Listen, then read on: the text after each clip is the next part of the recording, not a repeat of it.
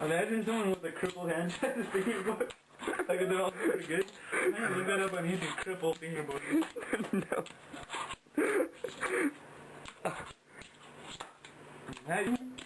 This one's for Brandon Roberts.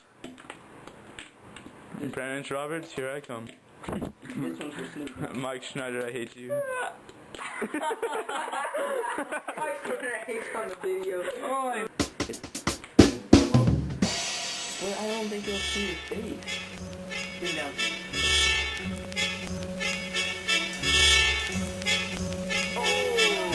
Most honorable superintendent, I prepared my report, and to the best of my abilities, I will share my thoughts. By the time I get through describing the situation, I'm confident that you'll follow my recommendation. What I write is describing a crisis. I've never in my life witnessed a high school like this. That's no exaggeration. Only a wild imagination can fathom congratulations at a graduation. I don't know if they're smart or not, but before I could start the job, I saw some students in the parking lot sparking pot. I reached the front entrance before I got in the door. My nose was greeted by the smell of urine on the floor. Up the corridor, I heard a faint roar. Reached back and thought my wallet in my pocket just to make sure. My heart was unsettled and restless as I quietly observed the ghetto inspectors with metal detectors for fear of gun carriers. All out hysteria, blockades and barriers in various areas. It looked like a war zone, and I'm appalled to say all they do is play or roam the hallways all day.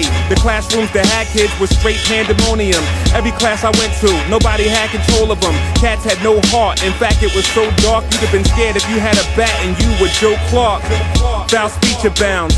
Wild leeches scrounge. Vile leaders even sneak around in the teacher's lounge. Looked in the courtyard, saw some burning crosses. Interrupted, I heard curses tossed from the nurse's office. I'm not sure what developed there, but heard something about students on welfare, denied health care. Many of the girls were already impregnated. Cafeteria segregated, people separated. In fact, it was legislated. Most could not compete. And sadly, only the rich kids got to eat. The poor kids and orphans were tossed the smallest portions, and that's just a portion. I saw even more sin. Went to an assembly in the auditorium. The kids were in a frenzy, they booed the valedictorian. The student government indeed was full of pride. The class president was selling weed on the side. Impropriety was common with a lot of variety, and there was no honor even on the honor society. They were full of great schemes, even the debate team. Girls were taking slim fast, boys were up in gym class. Ironically, attendance was packed for all sports. In class, they fall short, they're at the basketball courts. They're building more jails than schools, you do the math. I won't even mention what I saw in the computer lab. At the end of the day,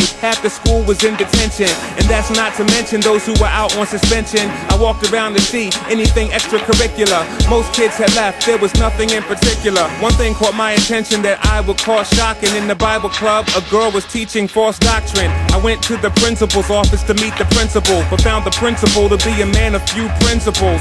And yet he has fans. He says he has plans for advance in the Badlands. Fat chance. On my way out, corner of my eye happened to glance. The 10 Commandments were tossed in the trash can. So that concludes my report, dear superintendent. A school like this, it just can't be what you had intended. And since I can't see it being built up from the ground, therefore my recommendation is to shut it down. Shut it down. Shut it down. Shut it down. Shut it down. Shut it down. Shut it down. Shut it down. Shut it down.